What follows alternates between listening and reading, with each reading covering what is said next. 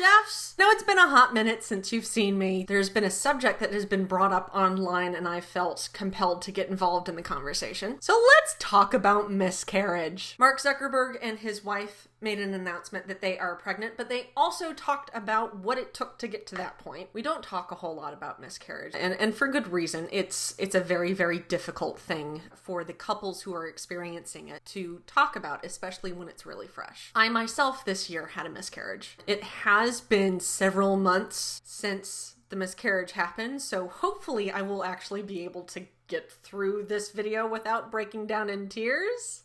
To back up a little bit, for those of you who don't know what's been going on in my life and would like to know, I will give you the elevator pitch. 4 years ago, I met the most amazing man. 3 years ago, I got down on bended knee and asked that man to marry me. And then 2 years ago, I actually married that gentleman at San Francisco City Hall. So we really haven't been married for that long. We're actually celebrating our 2-year anniversary this month. So even though when I found out I was pregnant, we were both very shocked and surprised, we were also extremely happy. Having kids is something that we had definitely talked about, and while we didn't actually plan to really start trying until later on this year, it still felt like, okay, well, they want to come now. I guess they're just as eager to meet us as we are them. And that excitement of that new life, the fact that you are carrying a child with someone that you love dearly, there is no greater feeling.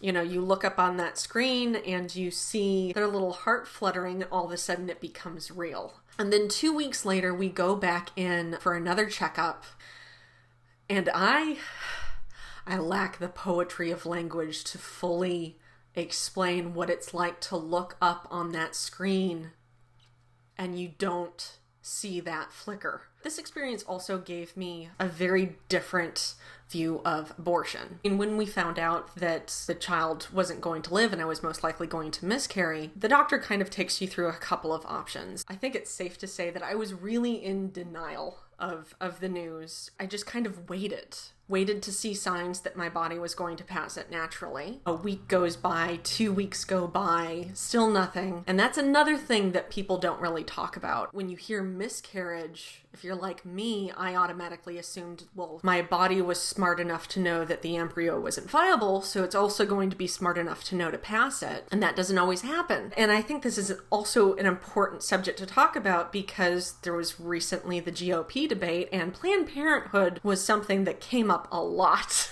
The vast majority of miscarriages happen because your body can actually sense, okay, well, there's something not matching up with the genetics of this embryo. It's not going to result in a healthy and viable fetus, so it's time to stop development. And that's normally what happens when a miscarriage occurs. It's not because the person who is pregnant wasn't eating correctly or, wasn't doing something specific that they should have been doing. And that, more than anything, is a stigma that we need to break, because there's already enough that we're going through without having to feel like this was something that we caused. I would be very curious to hear if there are any individuals out there that have a story that is similar to this. Go ahead and speak up. I think it's something that a lot of new and expecting moms needs to hear more about, because if we don't talk about it, then we can't create a support network.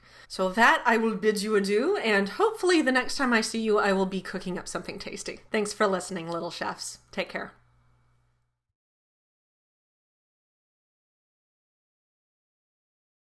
If love would have kept you alive, you would have lived forever.